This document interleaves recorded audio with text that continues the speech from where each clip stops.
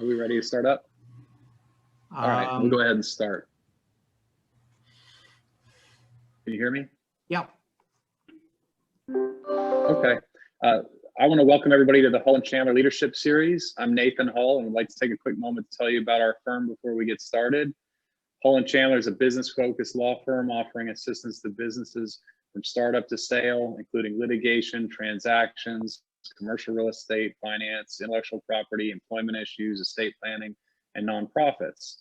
One thing that's unique about us is we understand that the hourly rate can be sometimes put the attorney at odds with the client, and have many unique fee structures, including subscriptions and fractional general counsel models to better fit our clients' needs. The Leadership Series is run by our nonprofit attorney, Rocky Cabagnon, who interviews local and regional leaders in the nonprofit, private, and public sectors to discuss topics relevant to our community. Take it away, Rocky. All right. Hey, everybody. Well, welcome to today's leadership. Thank you, Nathan. And as always, thank you, Shannon. And obviously, we're going to be thanking another Shannon today as well. So again, thank you very much for joining us today. We have a really, really great show. And so I'm going to read something to you. And I think one person is going to find this very, very familiar, but this is my new intro for today's particular show.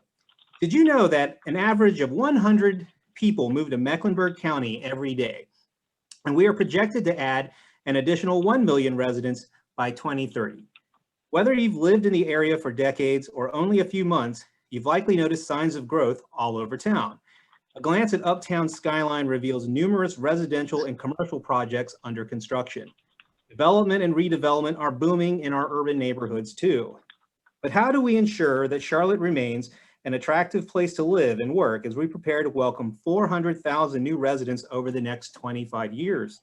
This is an exciting time for Charlotteans to shape the future of our city by making sustainable choices today. I'd like to say that I was wise enough to be able to write something like this, but no, this is actually from the Sustain Charlotte website. So that was my intro. I hope that you give me some license there, Shannon. But I think that kind of sets the framework for today's discussion. Obviously, in the news, we've heard a lot about the Charlotte Futures 2040 Comprehensive Plan. Many of you may be just hearing about this plan. What is a comprehensive plan in the first place? What is going on with the 2040 plan? What's its current status? What is it about? It's what I can tell you is, and I can show you right here, it's 320 pages, right? It's a serious document. And what we're going to do with today's show is we're going to try to unpack this document and try to kind of separate the myths from the reality of what you might be hearing from various sectors of Charlotte, whether in the media or other places. But to help me do that is our great guest, Shannon Binns from Sustain Charlotte. Now, what I would like to do, and again, like I said, I'd like to crib a question from my good friend in the nonprofit sector, Patton McDowell, who hosts the great podcast, Your Path to Nonprofit Leadership. And he always asks the question, what is your path to nonprofit leadership? So Shannon, what I'd like to do, because I want to kind of situate our discussion of the 2040 plan to Sustain Charlotte, because as I read through that, I've known Shannon for 8 years, since the days I was teaching at the law school. And I knew Shannon back when he was sort of a one-man band with Sustain Charlotte. It was, a one-person nonprofit. I'm not 100% sure you had a salary quite yet, but you were beating the drum about sustainable development even back in 2011, 2010, during those days. And as I read through the comprehensive plan, the 2040 plan, there's a lot of language that reflects much of the mission and much of the policies and priorities that Sustain Charlotte has always stood for. And so maybe what could help our audience here is, we'd like to get a little know about you, Shannon, what brought you into the nonprofit sector and to Sustain Charlotte, and tell us a little bit about Sustain Charlotte, and then how has Sustain Charlotte mission fit into the comprehensive plan, and why are you so interested in the comprehensive plan? Sure. Yeah. Well, first, thanks, Rocky, for talking with me today and allowing more folks to learn about this important plan for the future of our city. I think to take your first question, I might have to have you repeat those one at a time for me, but I think the first one was really about how I came to the nonprofit space and industry. And, I think the short version is I spent quite a few years, I would say 7 to 8 years, really trying to figure out what I really wanted to do with my life. And I have an engineering degree, and then I did some engineering work for a couple of large companies that everybody knows by name. But it didn't really feel like a good fit for me. I felt too much like a cog in the wheel, and maybe it was the size of the organization, but being in a large profit-driven organization just didn't give me the meaning and that I was looking for. So I sort of went on a search and did a whole range of things in the for-profit and nonprofit space, and did some government work as well, and found that I was happiest working in the nonprofit space. So I won't go into all the different odd jobs that I held in the sectors throughout my 20s and early 30s, but I realized after that journey that nonprofit work was really where I felt most at home and most alive. And that's, I guess, the short version of how I ended up doing nonprofit work. And then Sustain Charlotte. So how did Sustain Charlotte come about? Yeah, so I moved to Charlotte in the fall of 2007, moved down here to be closer to family. I had a sister here at the time. And I was honestly not that excited to move to Charlotte. I had a lot of the stereotypes I think that people have about the South, not being from the South, and I was quickly, those stereotypes proved wrong. And I really fell in love with the city and felt that it was an exciting place to be. And but at the same time, I saw Charlotte growing at this breakneck speed with very little concern for equity and for the natural environment, and really for the long-term economic cost of that growth. And there seemed to be too much focus on sort of the here and the now, and I didn't see the benefits of Charlotte's growth, flowing to all.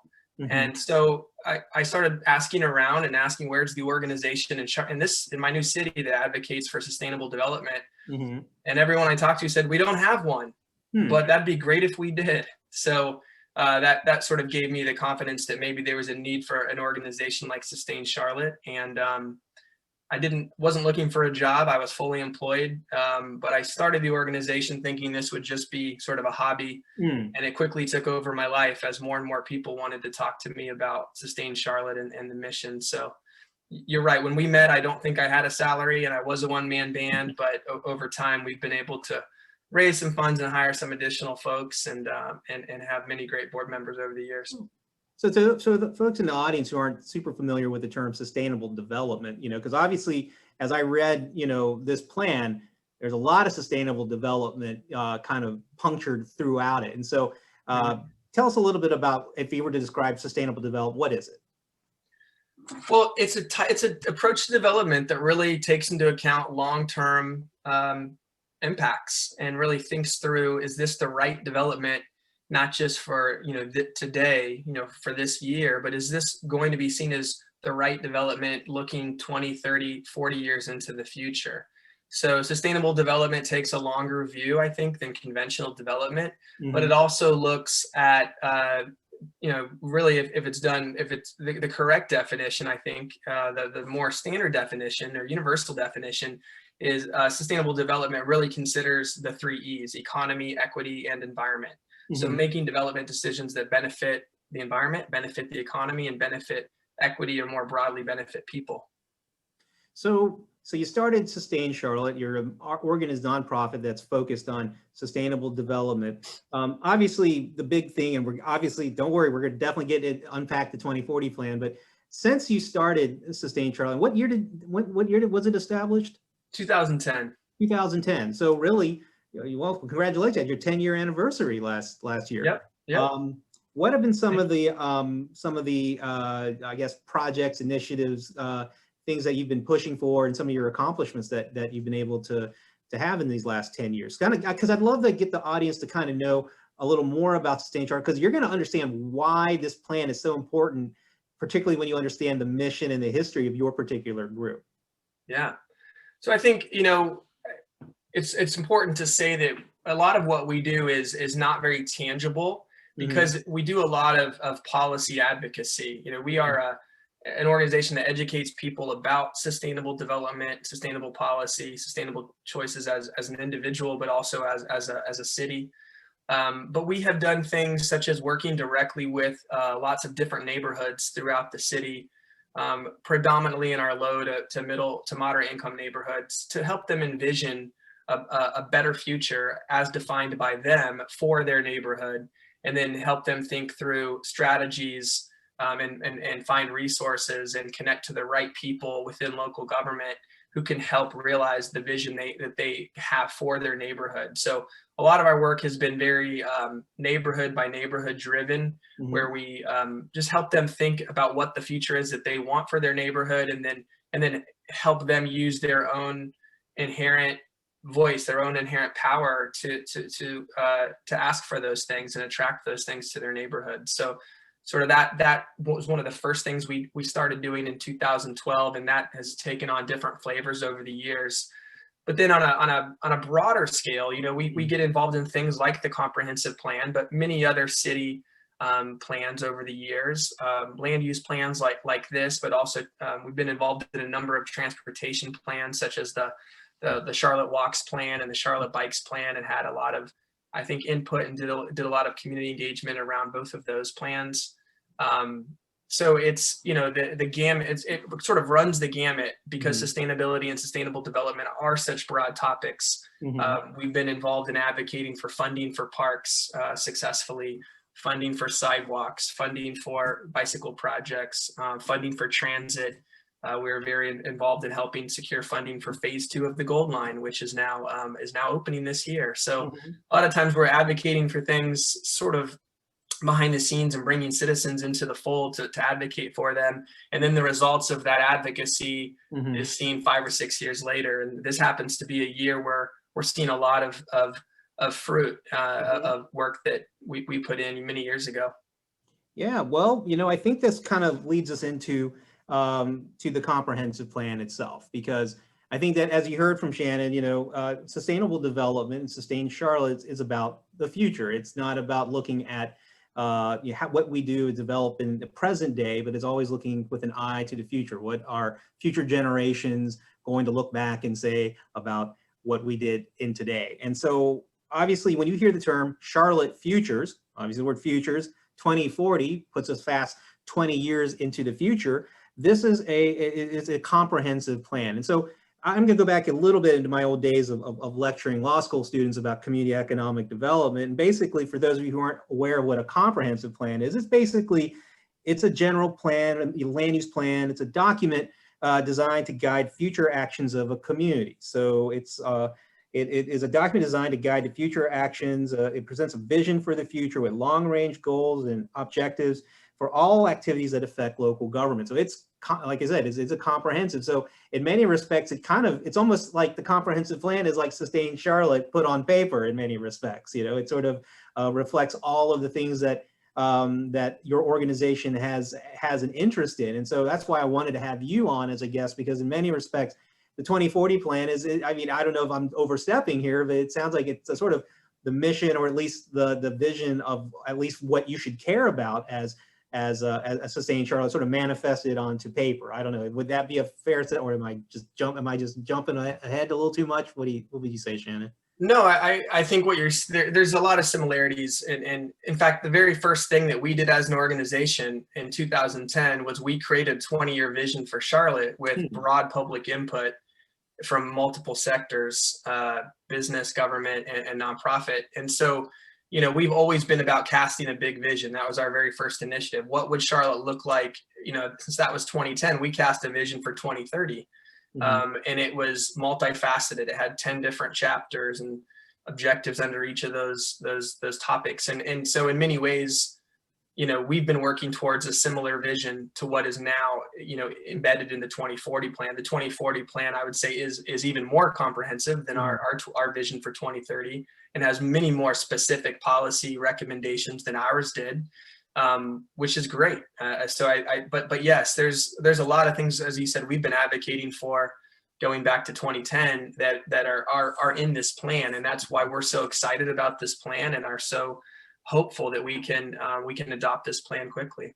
Okay, so let's go from 2010 where you started. And Sustain Charlotte has been obviously operating, building its mission. You obviously moved from a one Shannon organization to now, how many staff members do you have now with Sustain Charlotte? Well, we have, roughly 9 or 10 people Yeah. working for us in various capacities. So, some are on a contract basis, but we have, 9 or 10 people, not including our hardworking board members and other volunteers, 9 or 10 paid folks. So you've been advocating, and you've been building capacity in this time. And so what I've been told, is that about, I don't know, about, was it 2 years ago when did the city make its decision that it was ready to overhaul its comprehensive plan? I believe that was in 2018. 2018, because as you hear in the news, so we do have an existing comprehensive plan, but it was written in 1975. And so I think, so why don't you speak about, I mean, I don't know if you've read that plan, but more like, obviously that's not a futures plan. If we're in 2020 or so, or 21, 1975 is, I mean, that's a year after I was born. I'm old. That's been a while. So, when Sustain Charlotte found out about, so tell us a little bit about, because I know that many people are coming into the story or the discussion of the 2040 plan, maybe based on what they've seen in the news about the public hearing and 100 people showed up, but there was a lot of story beforehand, right? And so maybe we can add some context. And because Sustain Charlotte is a prominent character, what's the perspective of Sustain Charlotte? Did the city come to you, or did you find out that they were planning on overhauling the comprehensive plan? And how did that come about? How did your engagement happen there? Before the city embarked on this comprehensive plan, they had begun a process to combine our existing development ordinances or zoning ordinances into a single ordinance called a unified development ordinance, which many cities, large cities now have. Charlotte had been talking about doing this for many, many years, but we had many years without a planning director. And so this UDO idea sort of was in limbo until we hired our current planning director. And then we sort of started to really put the foot on the gas, so to speak, and develop that unified ordinance. But what happened after that process had begun is it was brought, I think, to all of our collective attention that what Charlotte really needed before doing a unified development ordinance was a new comprehensive plan. So in many ways, the unified development ordinance process was put on pause. It wasn't halted completely. Work continued on that ordinance, but for the most part, it was paused in order to focus on a comprehensive plan. Because typically your comprehensive plan happens first. This is your vision for your city, how you want to grow. It's aspirational. And then your zoning ordinance is the tool used to implement that plan. So in some ways we kind of put the cart before the horse with a unified development ordinance project. And then the comprehensive plan began, as I said, I think around 2018, maybe early 2019. So they were thinking of underway. So they were thinking of going straight into a UDO, probably, 2017, 18, but then I guess they slowed up because they were like, wait a second, we're just creating ordinances out of thin air, it sounds like, right? Because you have to have kind of a comprehensive vision about what it makes no sense to kind of create the ordinances and such if you don't know what you want to look like. One needs to lead to the other, not the other way around. And so, now I guess, so you were talking about 2018, 2019. So now the city it sounds like has decided it wants to do a whole new comprehensive plan. There's been one that's sitting there since 1975. So tell us because I know that you've been involved, tell us a little bit about what the city or Sustain Charlotte's engagement with it from sort of the once it kind of moved from idea to, okay, we're doing this. So the process itself has had 3 distinct phases, and there's been a very clearly communicated timeline over this 2.5 or so year process of developing this plan. And our role has really been limited to sharing the public engagement opportunities. So the city planning department has managed this process and has provided almost countless ways for residents to engage over the last 2.5 years throughout that process. And really our role has been limited to, hey, the city is holding these workshops. There's this online comment opportunity. Here's the board game. You can if you'd like a copy of the board game to learn more about the plan. The city employed 40 or so strategies to engage the public and get their input in the plan. And again, we're all about getting more people involved in city planning. That's really a big part of what we do. So our role has been really to lift up those opportunities, share those through our channels, and get as many people involved in the plan as we can. So if anyone can put mute on, that would be great right about now. Or maybe we can plug through.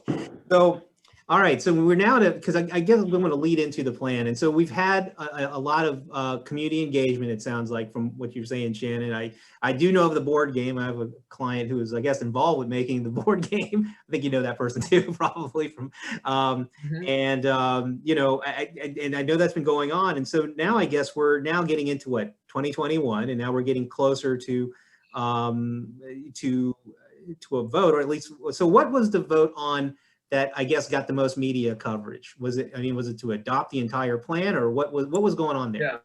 So a draft of the plan, the current draft of the plan, was released on Halloween last year. Okay, so okay. There was a public event. It was a drive-in event because of COVID. Everyone stayed in their cars, but the plan was officially unveiled at the draft in October 31st.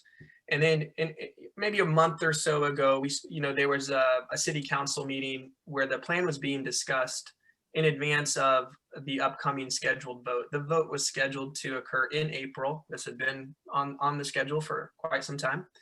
And there was some debate on city council about the plan and some concerns raised about the plan, which of course, because it happened in a public city council meeting, then was picked up, by several media outlets. And so there's been a lot of discussion over the past month about what's in the plan that came out in October. So the plan vote, that was scheduled for April, was delayed to June to provide more opportunity for public comment and public input. Okay, so why don't we open the plan, right? So I mean, again, this is we're not obviously going to go through all of this, but but I will say this, and I think maybe what we can do is it is made up of 10 goals, and I think that maybe what we can do on this show is to really show you beyond. Although we're obviously going to focus on the one goal that definitely has gotten all the news, but I would want to kind of lead off is when you do open this plan. Again, this is available. I'm pretty sure it's available on the city web. I think that's where I downloaded it from. But I'll say that I was, one thing that, and I've read a few comprehensive plans from my days of teaching the community development law. Most comprehensive plans, I mean, while they do look into the future, they don't use the term equity framework. Okay, so I think this is a very interesting thing that I think separates this particular plan than most of the ones that I had ever, examined, is that there is a history portion of Charlotte that I find that usually most comprehensive plans, they are so focused on the future, they never talk about the past.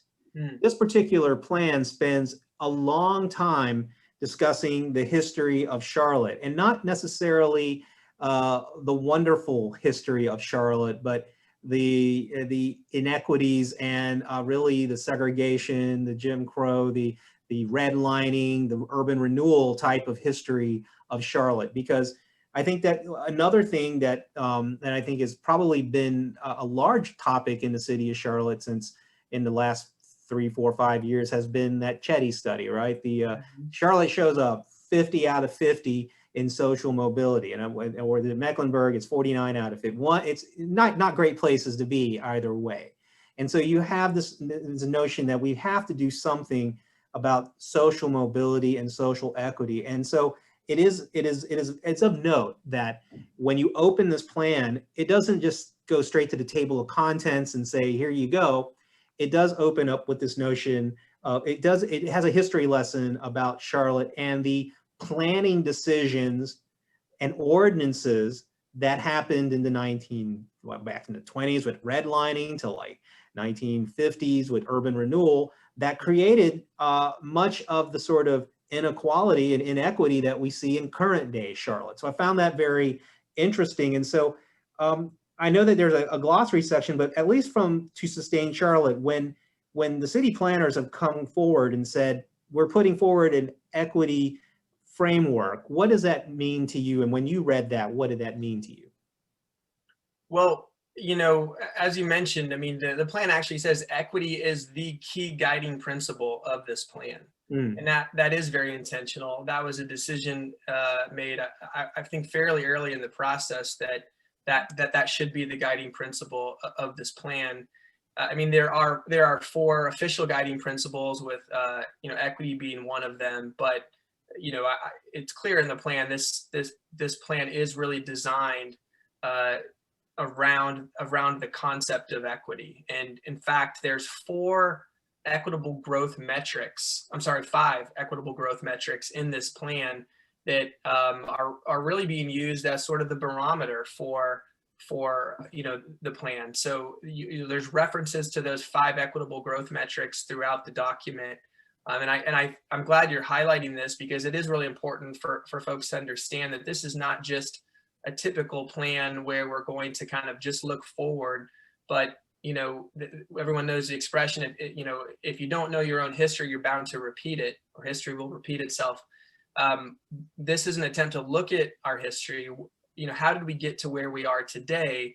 And by understanding that, what are some things we can do differently to make sure we not only don't repeat the mistakes of the past, but make repairs and undo or fix some of the problems we've created because of past policy decisions. Yeah.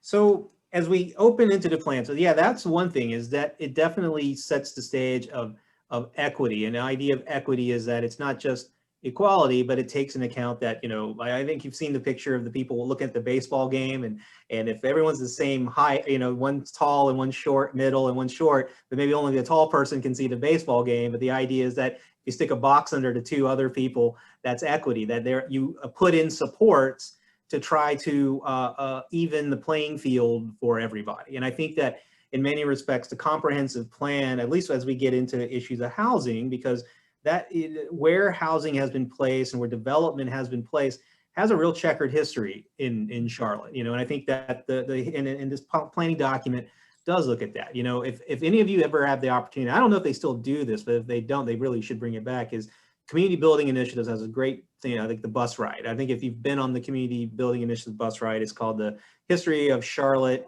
through I don't know, just the history of Charlotte, and you learn the things such as like First Ward and Second Ward used to actually just be working class, middle class, African American neighborhoods where people lived. But then they called it blight, and then they said they raised it and they put the convention center or something down, right? And I think that, you know, like you were saying, is that I think the city of Charlotte, from what I'm gleaning from this plan, is doing a really is looking at the present, but is trying to obviously look at the past and trying to, I guess, competing interests and such, try to create a way to move forward with these goals. And so they put forward 10 goals. So if you were to kind of dissect this plan, there is kind of a forward in the sense that they do put forward the equity framework and a history of such as well. I did see something in the chat from good friend Rick McDermott. He does say that the CBI still does the bus tour. So I highly recommend the bus tour. I learned a lot about the city of Charlotte taking that bus tour. And so you don't have to open this up. I mean, this thing, or if you can, I mean, you should, but obviously it starts with the lead that there is an equity growth framework. It talks about the history and the importance of equity. And then it puts forward 10 goals. So what I'm going to do, because I know everybody may have time, let's go ahead and jump into goal 2. We will talk over all the goals, because again, this isn't just about getting rid of single family or whatever that, and we're going to unpack that particular statement about single family housing as well. And so let's go into goal 2. So again, there are 10 goals. We're going to go into goal 2 because that's the one that's been getting most of the press. And so while you're here and you got your attention, we might as well just jump into goal 2. We're going to go over the other goals, so you'll see that this plan is not just about goal 2, that there's 10 whole goals. So goal 2 is about neighborhood diversity and inclusion. And it basically states, Charlotte will strive for all neighborhoods to have a diversity of housing options by increasing the presence of middle density housing, e.g. duplexes, triplexes, fourplexes, townhomes, accessory dwelling units, and other small lot housing types, and ensuring land use regulations allow for flexibility in creation of housing within existing neighborhoods. And so, so Shannon, you know this goal. This is probably the goal that has brought up the most discussion in the media. And so, tell me about some of because the topic of the show is the myths versus the reality. What's one of the myths that's been going on about this particular goal? Yeah, so you're right. This has been the goal that I think has received the most attention and has the most myths surrounding it. I think, I think it's important to point out that what this goal is proposing is we essentially build neighborhoods the way we used to build neighborhoods before single family zoning was created in the middle of the 20th century. So prior to, I believe it was in the 40s or 50s when single family zoning was created out in California. We used to build cities, including Charlotte, in a way that this goal is really striving for. We built single family homes next to duplexes, next to quadplexes, next to triplexes. And we see those all throughout the older neighborhoods in Charlotte. Really our first tier neighborhoods that surround downtown.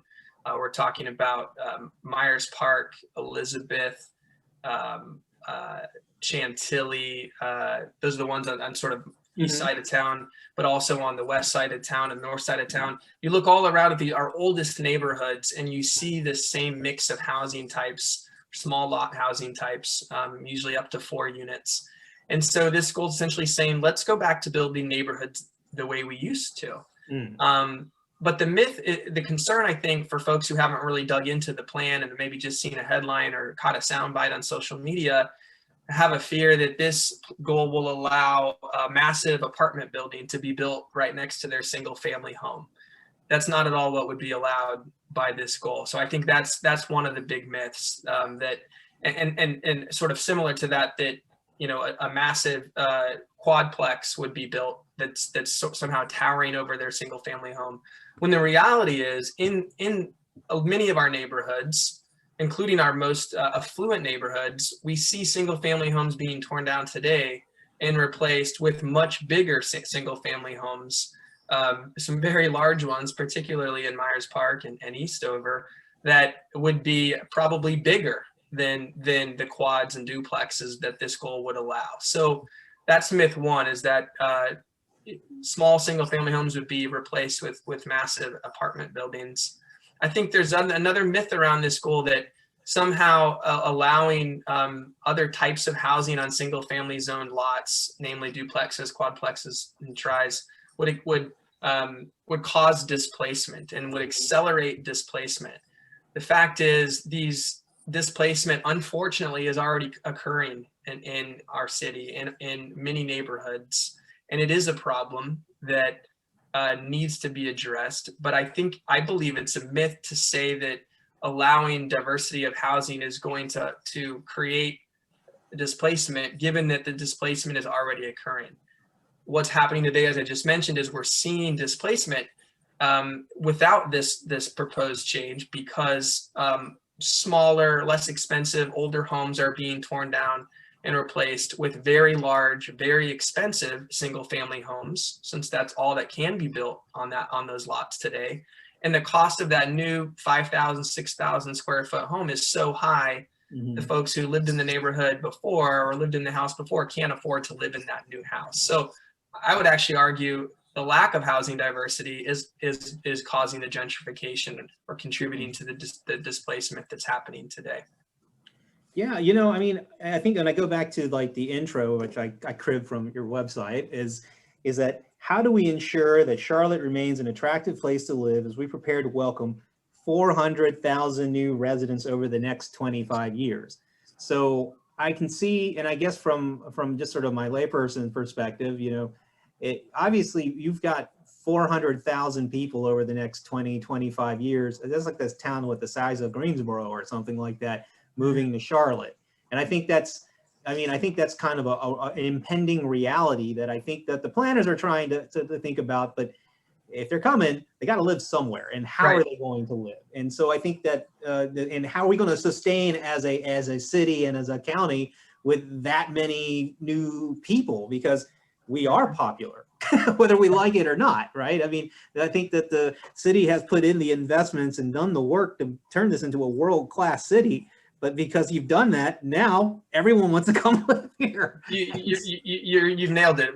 You're exactly right. You can't be an advocate for economic growth and economic development and being a world-class city, and then not want to do the things that you need to do to accommodate that growth. And that's kind of why we're struggling right now with affordability and housing diversity and neighborhood inclusion, is because we're holding on to a past that might have made sense or more sense when we were a low population, when very few people lived here. But you can't be a large city and have everybody living in this really low density single type of housing, which many people don't need a single family house or want a single family house. Yet 84% of all residential land in Charlotte today is zoned exclusively for single family housing. So, land, like many natural resources, we take for granted these natural resources and we think they're unlimited. Land is not unlimited. Charlotte is only so big. There's only so much land.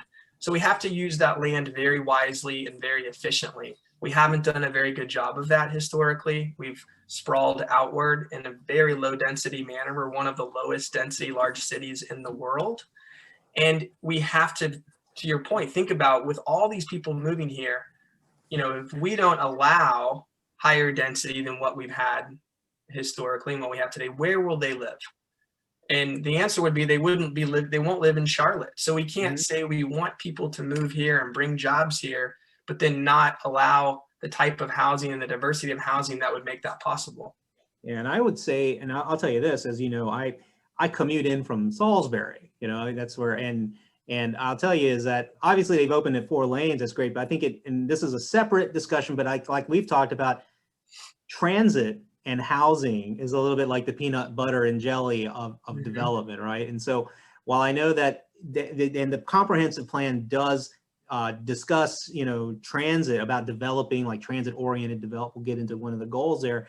I know that there's a whole other sort of transit plan or transit initiative, particularly with the light rail. I know there's some stuff in the news about the Norfolk Southern stuff and things. And I know that's a little bit beyond the scope of what we're going to talk about today. And maybe we'll bring you back on to talk about the transport issue, because again, something's got to give. And I think that's real. I think that's sort of the real sort of crux of things here, is that we have a very world-class popular city, and we have many people coming here. But at the same time, do we have the infrastructure to set up to support that? Do we have the transportation lines? If we don't want them living here and you're going to be like me and live in Salisbury, do we make it a little easier for them to come in via train or something like that?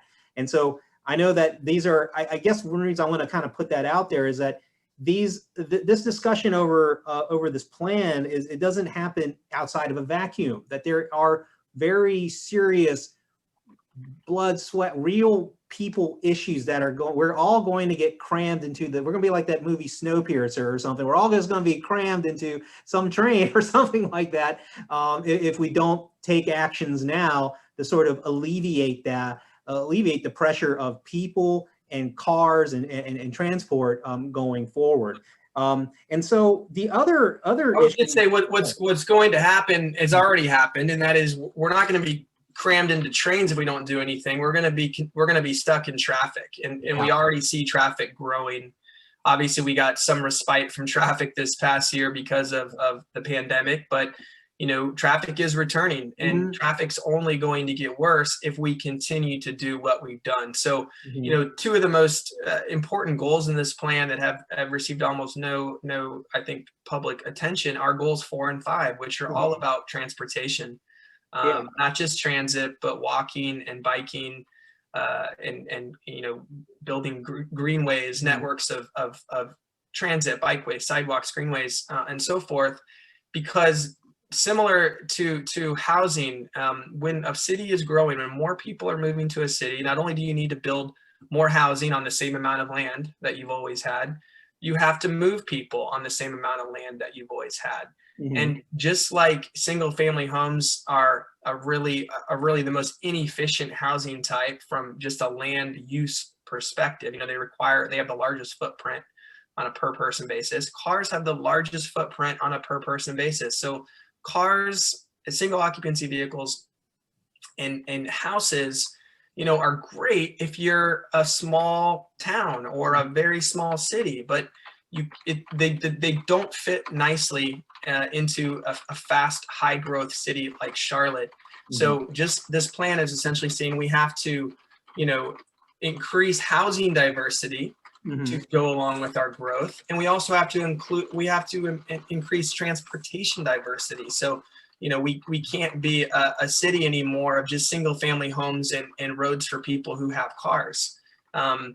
We could, if we don't want to grow, maybe that would be possible, but everybody seems to want to grow. And even if we didn't want to grow, the growth is coming, and it's not very, I don't think anybody's trying to stop the growth. Let me put it that way. So with growth comes housing and transportation challenges. And we're at a moment, we've been at this moment for some time, where we have to start pivoting away from what worked in the past and think about what types of housing and transportation are needed in a high population center. And before we go to some of these other goals, I know that we had identified, there's some discussion about, I guess some folks from the development industry and I guess for the organization called REBIC have issues with something called community benefits agreements that are listed. They are not necessarily, I don't believe they're mandated in this, but they are identified a number of times in this plan. So maybe we could go into discussion. Why are they upset about this particular thing? Yeah, so this is another one of the, I think, the big myths that's out there, that this is somehow going to, one of the arguments that REBIC, the lobbying organization for the real estate industry that you mentioned, is making, is that there's things in this plan that are illegal, and community benefit agreements are one of the things that they are naming. The plan does not require or mandate community benefit agreements. In fact, the first reference to the term is this: create a culture of developer community collaboration through community benefit agreements. We essentially already have community benefit agreements in Charlotte. We just don't call them that. But where these agreements exist are largely in our more affluent neighborhoods who have the resources to negotiate for benefits to their community directly with developers in exchange for support of that development. So there's agreements being struck, and they may not always be in writing, but there's agreements being made between developers and communities, certain communities in Charlotte, and that's been the way development has taken place really through all of Charlotte's history. So this plan is simply naming something that really already occurs in certain parts of our city, and suggesting it should be a collaborative process across our city, including in neighborhoods that don't have the resources to do this on their own today. So that's the reality of what's in the plan, is encouraging these sorts of agreements, but there's nothing in here that would require or mandate those agreements. Right, because I think that the issue here is that if you had an ordinance that said developer, you had to enter into a community benefits agreement with the community that you're developing in, whether it's a nonprofit or a community coalition or a neighborhood association or something of the nature. And I know that there's definitely, one of the things about North Carolina that we're not a home rule state. And I think that we learned that with the whole HB2 kind of situation, is that a locality kind of has to always go to Raleigh to sort of get the okay from dad, to be able to sort of do anything, from a local legislative or ordinance level, unless it's already kind of like the comprehensive plan, that's in what, NCGS 160 or something like that, which kind of mandates that in order to do zoning, you have to have a comprehensive plan, right? You know, so so you don't even have to go to Raleigh to ask about the comprehensive plan, but for you to create certain particular local ordinances, you kind of have to, you know, you have to run it through Raleigh, which, you know, that's kind of a fact. I do think that, but a community benefits agreement, from my understanding on its own, it's a contract. It's just, you know, and so, but here you have a developer, but they're not contracting with the city, they're contracting with private citizens, usually organized in some sort of fashion and like in contract law, there's a thing called consideration. It's called a bargain for exchange. And so the developer is bargaining for the support of that community to help them, I guess, get the approval of the legislators, meaning the city council, to approve said development. And in return, the benefits flow back to the community, that they would provide community benefits such as like affordable housing or childcare centers or a park, or fix the sidewalks, or local hiring preferences. So if you're going to build light industrial in a neighborhood, you should hire the people who are next in the neighborhood, or something of that nature. And that is perfectly fine if the two parties, you know, are bargaining in exchange. You know, there's tons of contract law that basically said that's fine. I think that, and I think the myth here is that somehow that the city is going to force developers into these arrangements. And I don't think that the city has a power. I think that you said it there, is that they're trying to create a culture of it. Like I think you said, is that in many of the more affluent neighborhoods, they sort of already enter into it, whether it's, you know, in paper, or whether it's sort of a, you know, a gentleman's handshake or something of that nature.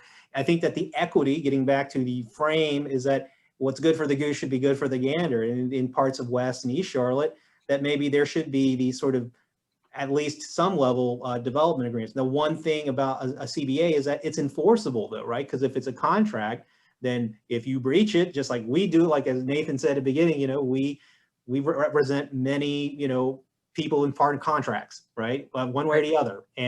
But the contract can go to court eventually, and a judge can decide whether the contract. So if a developer said, I am going to provide a new school, and there's no new school, there's a breach. But by the same token, if the coalition says we would provide support, and they somehow back out, there'd be a breach there too. So I think that there's that notion of, I think to me, it's kind of a red herring. I think in many respects that I think it's just a sort of to cry foul about something that hasn't actually occurred.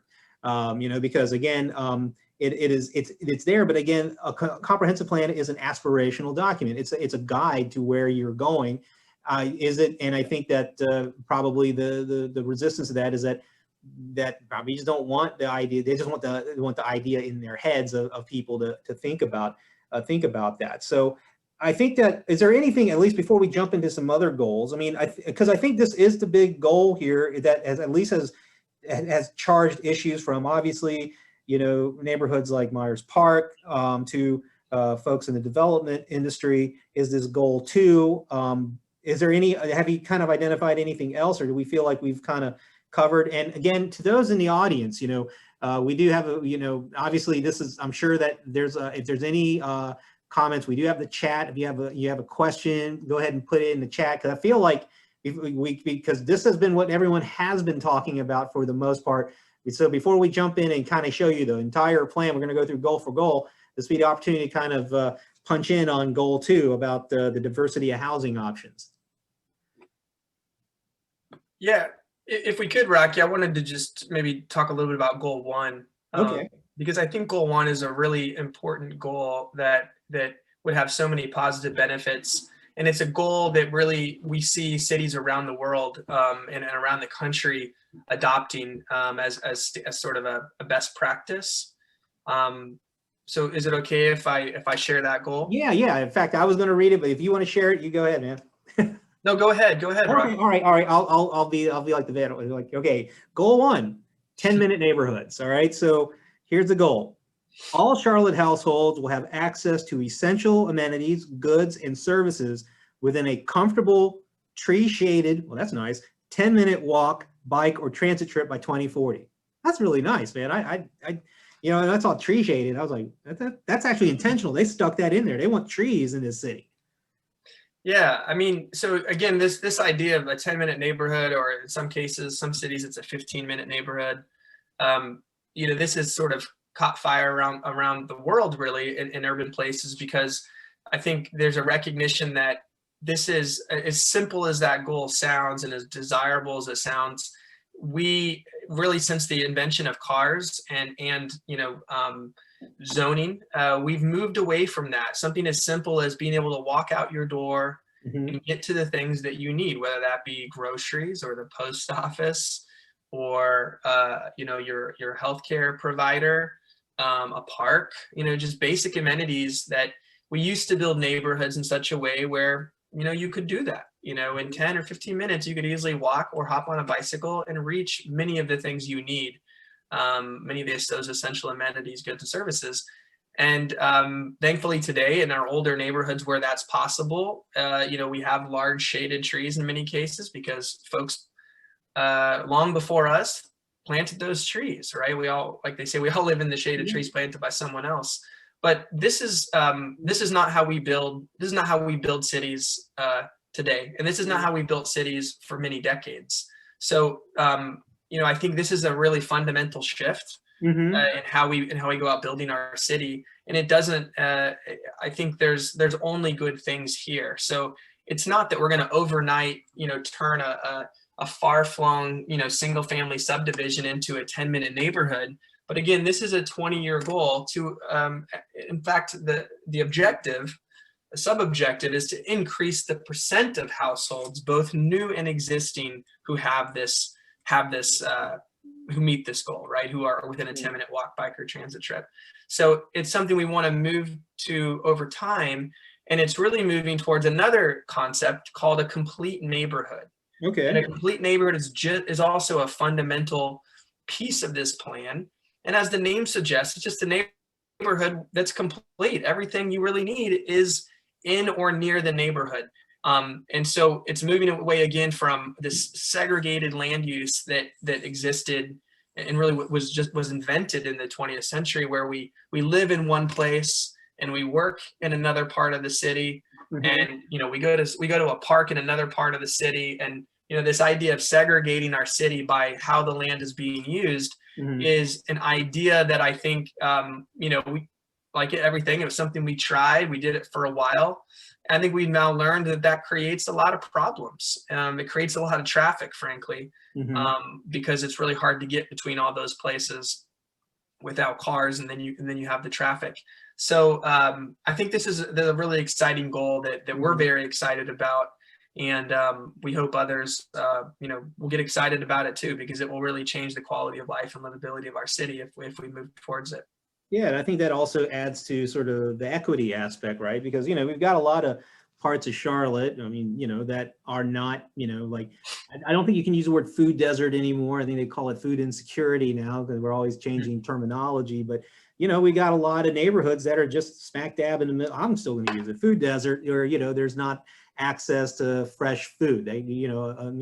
Unless you count like going to the local bodega and getting a Slim Jim or something like that, I think that is like an essential thing. And I think, again, like with this particular goal, you see transit trip, because if it's a 10-minute thing, obviously you're not going to be able to just put post offices everywhere, right? I mean, that'd be great, but because you've been in line to post office, it's not fun. But but I do think that, and it gets back to that issue of transit, and I think that I think that's a real key. And it's, again, I can't get away from the sort of the peanut butter and jelly relationship of development and transit in particular, because in order for us to have this reality of a 10-minute neighborhood, there are going to be some neighborhoods going to need to be serviced with some very reliable forms of transportation as well. I did see something pop up in the chat, so let me let's go ahead and we get our first live round right here, live question here, and it is from Joseph Oliveto, who asks, does anyone have an example of quote unquote newer large city that has faced similar challenges and has had reasonable success? Would love an example of what we want to look like. All right, thank you, Joseph. All right, Shannon, you're the expert here. I'm gonna let you. Well, I would just say that, a lot of U.S. cities are in a similar boat, especially U.S. cities in what we call the Sun Belt, right? The cities across the South that have largely had experienced growth since World War II, and post World War II, is when cars became available. So we started really designing cities and building cities since World War II for people to get around in a car rather than people to get around, using their own bodies, to walk or to bike. So that's when things really started to change. So I'll just say that in the U.S., many cities are facing the same challenges, and those cities are also doing the things that that Charlotte's doing and trying to do with this plan. So a lot of cities similar to us, such as San Antonio and Austin, Texas, Seattle, Minneapolis, other sort of mid to smaller large cities are doing exactly what we're doing. They're developing 2040 comprehensive plans. They're setting 10-minute neighborhood or 15-minute neighborhood goals. So all that just to say, to answer the question, I think there are cities that have been built around people walking and biking and using transit. Of course, there's not a lot of great examples in the US, but our older cities have more of that. The cities that were largely built before cars were invented and single family zoning were created are better examples. But I think in recent years, we've seen a lot of cities who are really investing in expanding their transit networks. LA, Seattle, Kansas City. I mean, there's so many cities that are trying to expand their transit networks. Dallas, like we are here in Charlotte. But you also see this focus on, building cities for walkability. That's a major trend in a lot of cities. But, I think a lot of these changes we're talking about are new in a lot of these cities. It's only really been in the last 5 to 10 years that cities like ours are really starting to think differently about how they grow. As far as goal 2, the expansion of or allowing duplexes and triplexes and quads and single family neighborhoods is also a national trend. I think the largest city to date who has done that is Minneapolis. Mm-hmm. Their city council just adopted their 2040 comprehensive plan with that goal at the beginning, or at the very end, I believe it was, of 2018, maybe December of 2018 or so. So they've only had a couple of years of experience with it, but I think it's instructive because they had residents there had similar fears about the impact of allowing missing middle density housing, and they have not seen any of those negative consequences that we're hearing people worry about here. In fact, they have seen very few, unfortunately, duplexes and triplexes built despite that law change, and that has to do with some of their other regulations around building height and setbacks. So they're looking at that now to see what they need to do to encourage or incent duplexes and triplexes, because the zoning change alone did not unleash this torrent of teardowns by any means as is feared here. All right. Well, why don't we jump into goal 3, because I think it kind of blends in with the neighbor. I think I like how the goals kind of blend into each other, which is housing access for all. So this particular goal states, Charlotte will ensure opportunities for residents of all incomes to access affordable housing through the preservation of naturally occurring affordable and workforce housing and increasing the number of affordable and workforce housing units through new construction. So I guess that's if you're talking about 400,000 new people coming, and I think it's all hands on deck, it sounds like, as far as providing housing opportunities or housing choices for people. So from what I'm seeing here, obviously there's new construction, but I do think it's quite intentional to kind of put the notion of preserving naturally occurring affordable and workforce housing, which I think is, I think that's the classic, my mom owns like a couple of houses she puts out the rent, and maybe they take a Section 8 voucher or 2 or something like that. But preserving those housing, because these are housing that I think you don't even really need much of a subsidy, because some of these are kind of rented, maybe because the upkeep isn't super great or something. It's not like like some new construction, but I think that if it maybe qualifies for Section 8 or at least it can be priced at or maybe even below market, right? And so I think for me, I think that's a good idea. What do you take out of this particular goal? Well, this has really been an adopted city goal for a number of years now, going back to that Chetty study you mentioned. I think that was really a spark for thinking about affordable housing more. But, housing has become, it has become less and less affordable for more and more people, year over year for a number of years. So I think this goal, there's the goal itself is nothing new. I would say this is essentially already a goal. Maybe not officially, it's not in a comprehensive plan, but as I think everyone knows, the city's been turning over as many rocks as possible, and trying to find ways with the private sector in partnership to build more affordable housing. But it's very challenging because we have very few regulatory tools at our disposal. Again, because of the fact that we're a Dillon Rule state. We are not, some states allow cities to require affordable housing as part of new development. We're not allowed to do that in North Carolina. So that's a big hurdle for us. It really does leave housing, the price of housing up to the market. But this is a goal that's around, what incentives can the city create? And there is, and I would say this is probably the most controversial recommendation within this goal, but there is a recommendation to try to change that state law that prevents us from requiring affordable housing. So obviously there are a lot of folks that probably don't like that, but the reality is without that ability, the city's toolbox doesn't have a lot of tools in it. And we're always going to struggle with affordability for all of our residents if we don't have more tools in the toolbox. So, this plan sets out a number of ideas to, make housing more affordable to more people. But it's a very challenging goal to achieve today.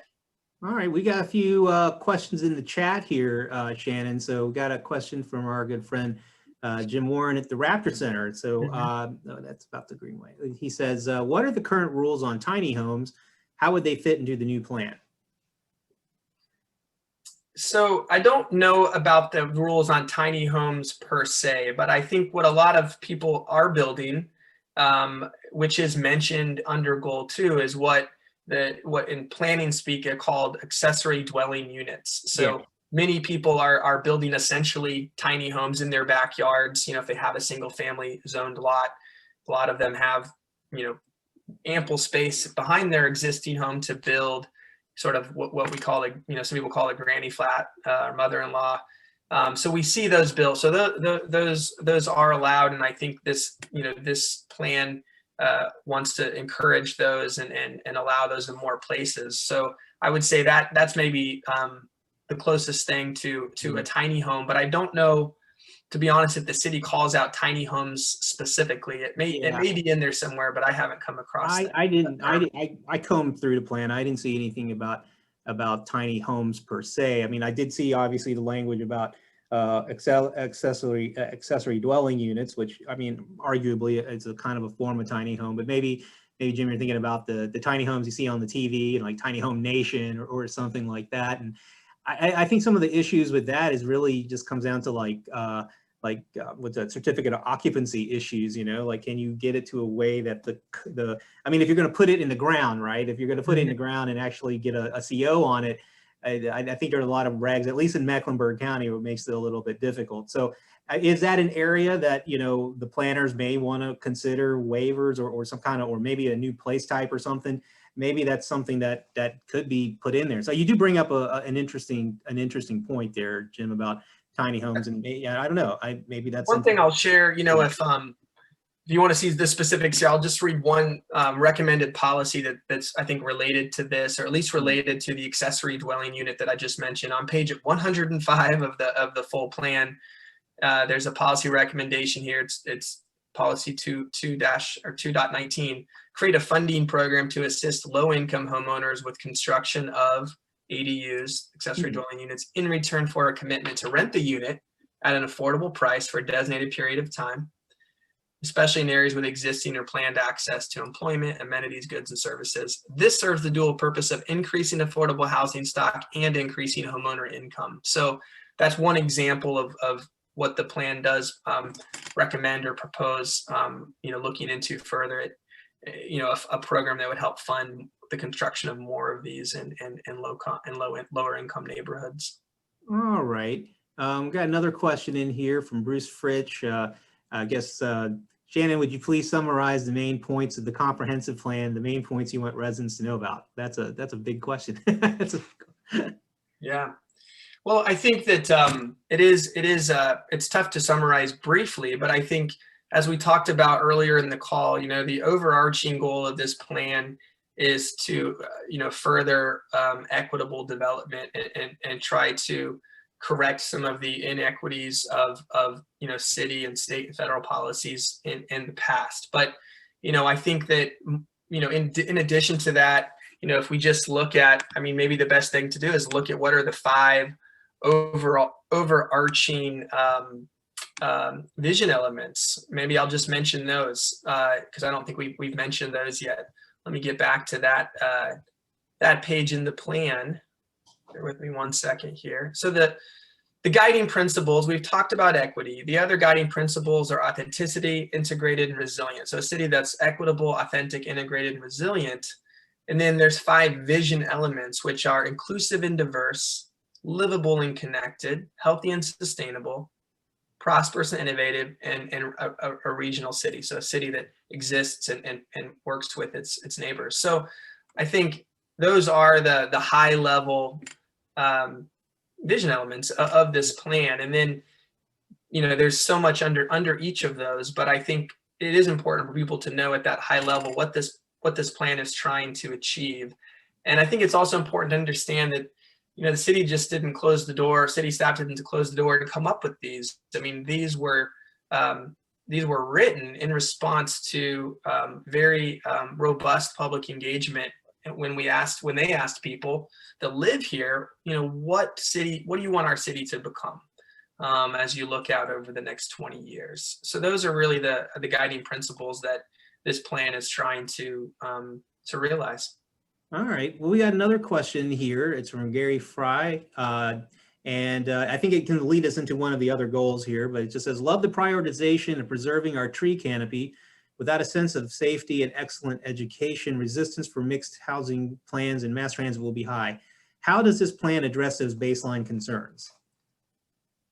So I think that leads us into goal 7. Would you say would that be fair, Shannon? Yeah. So yeah, I think what I take away from that question is, when we're talking about, moving towards the type of development that we're talking about today and that this plan is talking about is inherently challenging because, there is a lack of, I think, understanding among a lot of people, right? If they aren't in the city planning business, right? And a lot of these are new ideas, and most people are familiar, of course, with what exists today, or if they've lived in Charlotte or a place like Charlotte their whole life, they're used to cities looking a certain way and doing things a certain way. So there's an inertia there that we do have to overcome, and it's a real thing. We have a certain culture here around. We're a city largely of single family neighborhoods, a city largely people get around alone in their own car or with a family member. And so there's not an easy answer to this question. I think we can only do the kinds of things we're doing right now, which is have more community conversations about what our current problems are and how we can solve these problems by taking, a multifaceted approach, but ultimately doing things differently than we've done them before, because we're a different city now. So I think, it's going to take time, but I think the best we can do is we as individuals can learn, and everyone on this call today is doing that, is learning more about the plan and why these goals and objectives are important for our city, but then telling others and helping educate others that are in your community or in your network. And over time, I think, hopefully we'll get there, but we have had, and I think we'll continue to have growing pains because change is hard and growth is hard.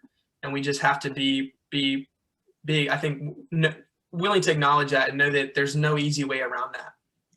Well, You have to do the hard work. I do know that we have some guests in the audience from the city of Charlotte, and I think there is a question in the chat that I think may be of answer. And also to those of you with the city, if feel free to chime in, because obviously you guys wrote this plan. So if there are questions here that definitely are getting to specifics that are beyond either mine or Shannon's, take on it, please unmute yourself and jump in. But there is something in the chat that, oh, there it is. I guess TJ answered it. So the question was, what is the link to learning more about the plan and planning? And the website is written there in the chat, cltfuture2040.com. So I think that, what I like about what's going on here is that, having taught community economic development law at the law school, this is stuff that I would, really, I enjoy, and I thought was very fascinating. But now that I'm seeing more people like, the regular, the citizen out there who's actually caring about community planning and development, it's really fascinating. It makes me happy in many regards.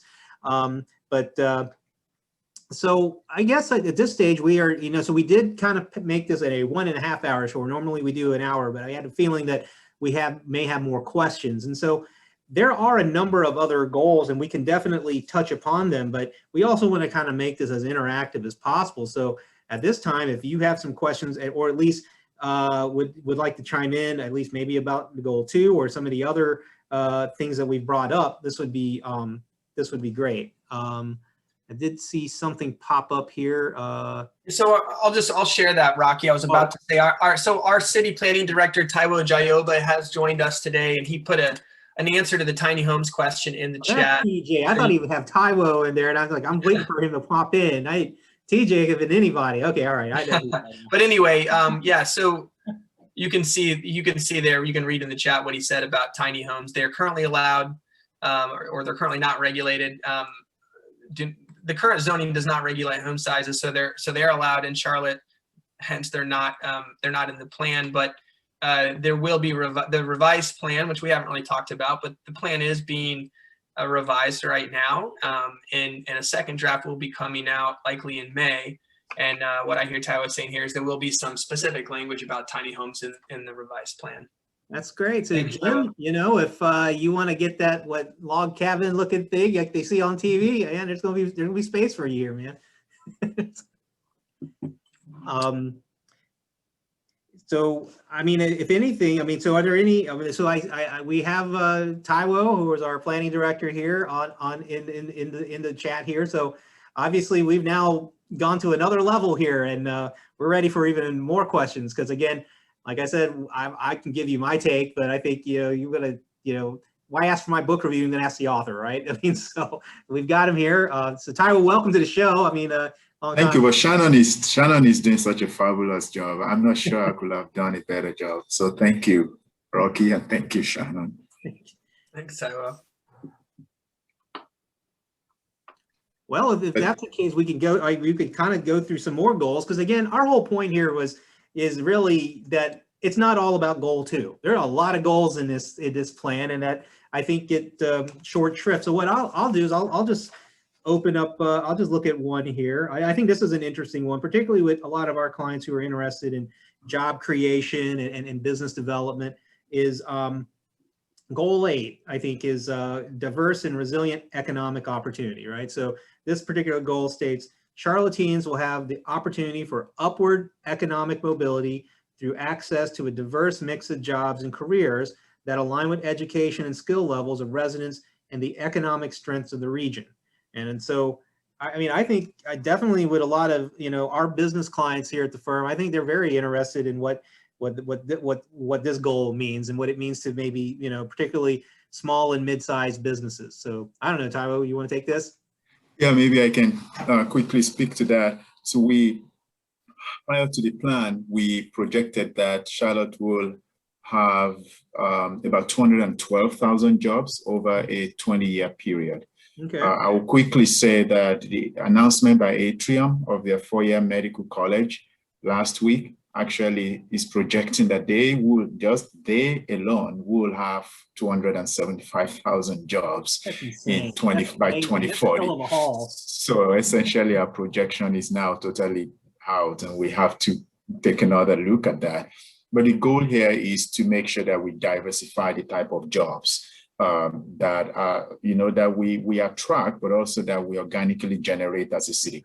And not all of them will require a bachelor's or master's, but there are people who graduate from community colleges as well as high school, and where they need to work, they don't necessarily have to commute longer distances to get there.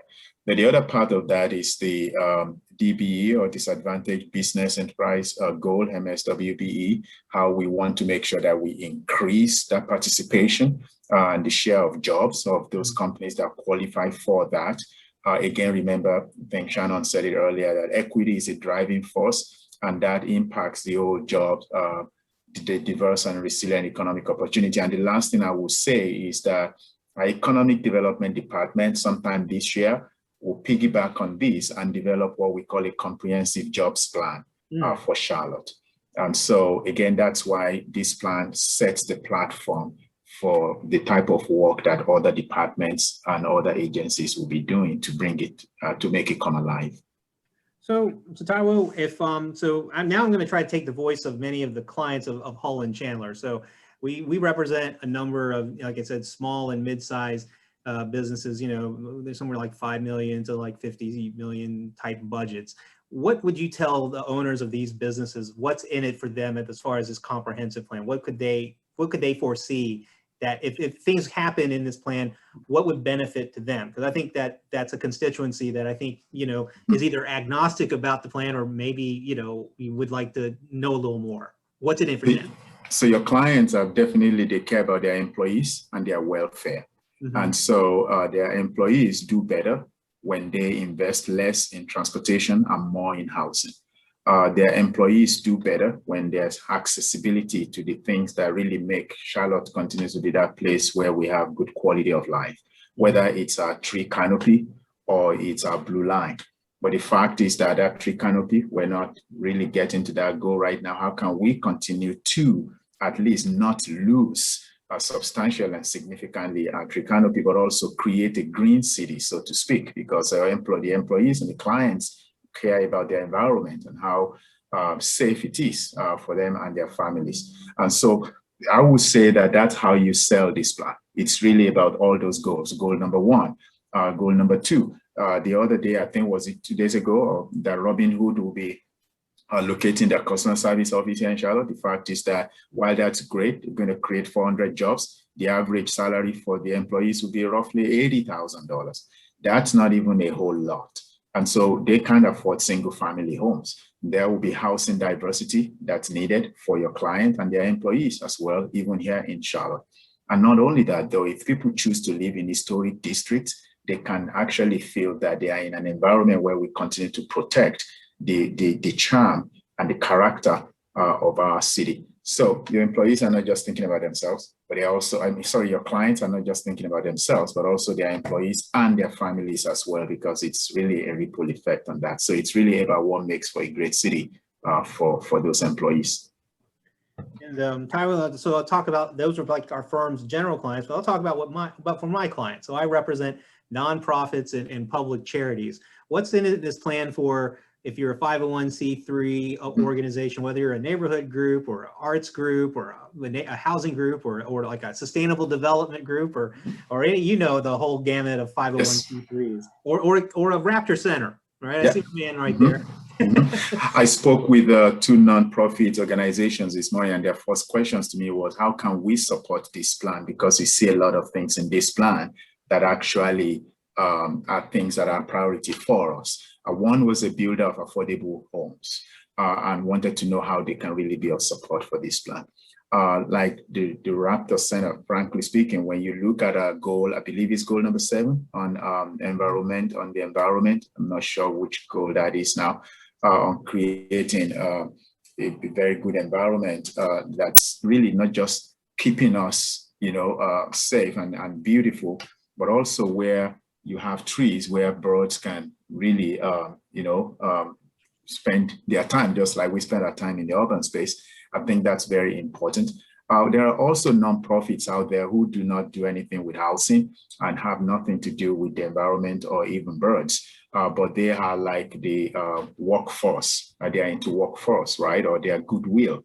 They create jobs.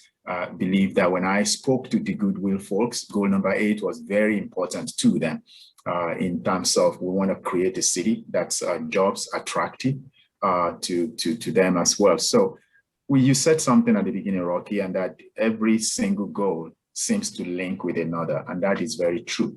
It doesn't matter which goal you seem to prefer, you're going to find something in another one of those other 9 goals that somebody is going to actually say that they appreciate and they like that.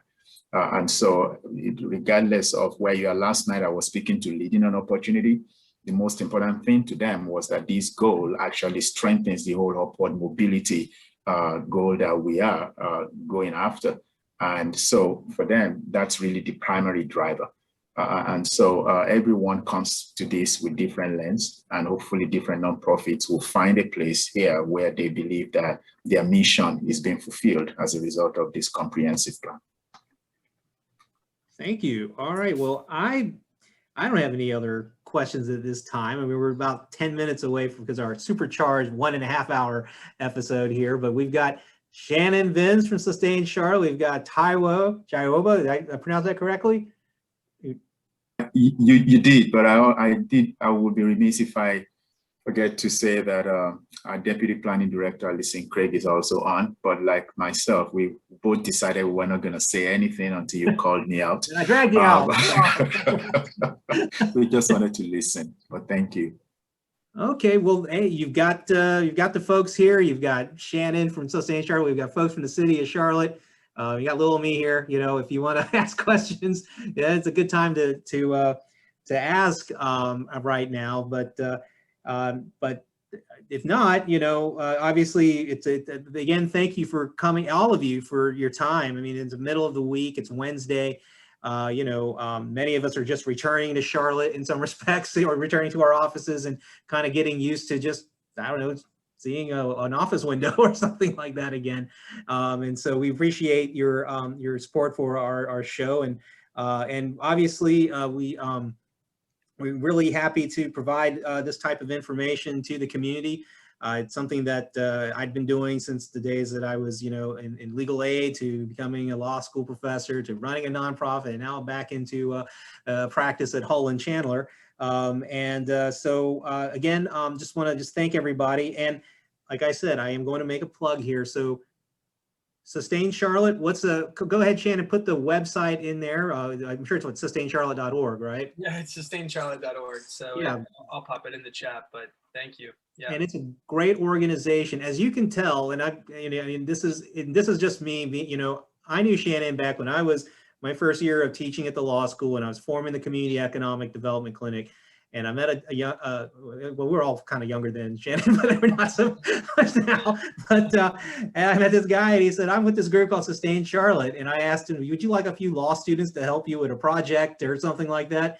He said, well, sure, I'll need all the help I can get. And, you know, and we learned about sustainable development. And I would say that, you know, there are many, I think the advocacy and the work that Sustained Charlotte has been doing over the years has been a testament to you and your team of working very hard in communities, with communities, to really raise make things like sustainability actually more than just a buzzword, just something that you see, you know, on a bumper sticker or something like that. Because this is a real document. This is a comprehensive plan. This is, you know, this is going to be filed away, and all city staff are going to have to abide by this vision, and then it's going to obviously influence the development ordinance. But so those of you, again, this is a great organization.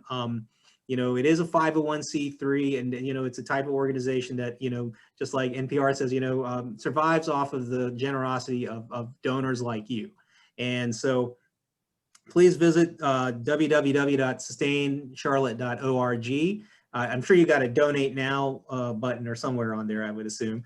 And, you know, please get involved, you know, and I think you got a lot of opportunities for volunteers and other things of that nature. If you care about a Charlotte that's going to grow in a sustainable way, you want to do something tangible, you know, join up with Sustained Charlotte and, you know, and help them out. Because I think that, again, it started off as one person, but now it's grown, you know, and that nothing makes me feel better when I see the nonprofit that grows from just an idea and a passion to now some infrastructure and some actual institution. And that's kind of a fantastic thing to see in real time. And so on behalf of Hull and Chandler and everybody here and my two bosses, Nathan Hull and Shannon Hames, I'd like to just thank you all for coming out to today's episode of Leadership Series. And you all be a part of our newsletter. We'll shoot that out because you all gave us your emails, and we'll let you know what our next show is.